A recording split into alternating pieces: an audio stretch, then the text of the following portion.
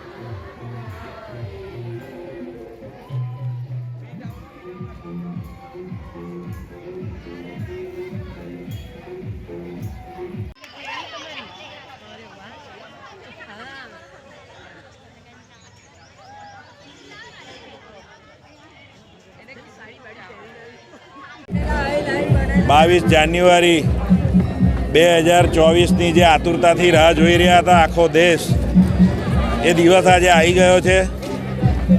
ભગવાન શ્રી રામ એમના નિજ મંદિરમાં આજે પધારશે અને એ ઉત્સવના અનુસંધાનમાં વડોદરા દિવાળીપુરા ખાતે કષ્ટભંજન હનુમાનજી અને વોર્ડ નંબર 11ના સૌ કાર્યકર્તાઓ દ્વારા આજે પ્રભાત ફેરીનું આયોજન કરવામાં આવ્યું હતું।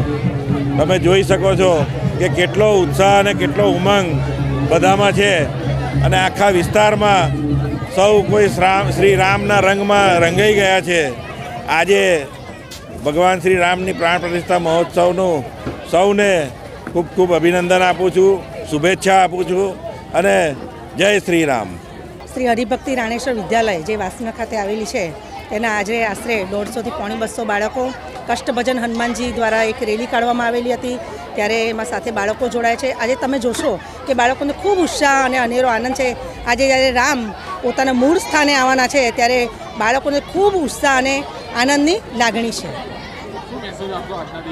હું આજે એમ મેસેજ આપી કે આજે આપણે આખા બધા જ રામમય થઈ જઈએ અને આપણા રામ જે 500 વર્ષ પછી પોતાના ઘરે આવી રહ્યા છે, તો આપણે એક દિવાળી જેવો માહોલ ઊભો કરી અને આપણે એમને વેલકમ કરીએ। આજે આ ઐતિહાસિક દિવસે વડોદરા દિવાળીપુરા ખાતે કષ્ટભંજન હનુમાનજી દિવાળીપુરા મંદિર ખાતે આજે રામના મય રંગાઈ ગયા છે। તેમાં અહીંના દરેક મારા કાર્યકર્તા મિત્રો, સ્કૂલ, અર્ચનાબેન, શકુંતલાબેન, નર્સિંગ કોલેજના સ્ટુડન્ટ, સિનિયર સિટીઝન, RSSના સભ્યો બધા સાથે મળીને આજે પ્રભાત ફેરીનું આયોજન કર્યું। ખૂબ મોટી સંખ્યામાં રંગે રંગાયા, ખૂબ જ બધાએ આનંદ કર્યો। તે બદલ હું બધાને શુભેચ્છા આપું છું। જય શ્રી રામ।